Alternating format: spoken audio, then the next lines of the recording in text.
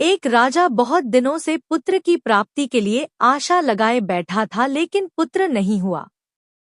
उसके सलाहकारों ने तांत्रिकों से सहयोग लेने को कहा। सुझाव मिला कि किसी बच्चे की बलि दे दी जाए तो पुत्र प्राप्ति हो जाएगी। राजा ने राज्य में ढिंढोरा पिटवाया कि जो अपना बच्चा देगा उसे बहुत सारा धन दिया जाएगा। एक परिवार में कई बच्चे थे, गरीबी भी थी। एक ऐसा बच्चा भी था जो ईश्वर पर आस्था रखता था तथा संतों के सत्संग में अधिक समय देता था। परिवार को लगा कि इसे राजा को दे दिया जाए, क्योंकि ये कुछ काम भी नहीं करता है, हमारे किसी काम का भी नहीं है।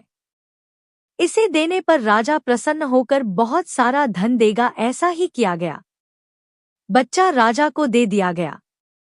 राजा के तांत्रिकों द्वारा बच्चे की बलि की तैयारी हो गई। राजा को भी बुलाया गया। बच्चे से पूछा गया कि तुम्हारी आखिरी इच्छा क्या है। बच्चे ने कहा कि ठीक है, मेरे लिए रेत मंगा दिया जाए। रेत आ गया। बच्चे ने रेत से 4 ढेर बनाए। एक एक करके 3 रेत के ढेरों को तोड़ दिया और चौथे के सामने हाथ जोड़कर बैठ गया। उसने कहा कि अब जो करना है करें।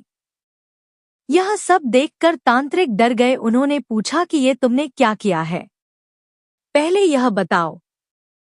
राजा ने भी पूछा तो बच्चे ने कहा कि पहली ढेरी मेरे माता पिता की है, मेरी रक्षा करना उनका कर्तव्य था, परंतु उन्होंने पैसे के लिए मुझे बेच दिया, इसलिए मैंने ये ढेरी तोड़ी। दूसरी मेरे सगे संबंधियों की थी, उन्होंने भी मेरे माता पिता को नहीं समझाया। तीसरी आपकी है राजा, क्योंकि राज्य की प्रजा की रक्षा करना राजा का ही धर्म होता है, परंतु राजा ही मेरी बलि देना चाह रहा है तो ये ढेरी भी मैंने तोड़ दी। अब सिर्फ अपने सद्गुरु और ईश्वर पर ही मुझे भरोसा है, इसलिए यह एक ढेरी मैंने छोड़ दी है। राजा ने सोचा कि पता नहीं बच्चे की बलि देने के पश्चात भी पुत्र प्राप्त हो या न हो, तो क्यों न इस बच्चे को ही अपना पुत्र बना ले। इतना समझदार और ईश्वर भक्त बच्चा है, इससे अच्छा बच्चा कहाँ मिलेगा।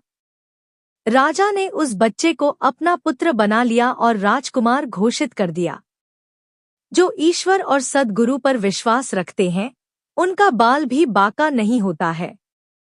हर मुश्किल में एक का ही जो आसरा लेते हैं उनका कहीं से किसी प्रकार का कोई अहित नहीं होता है।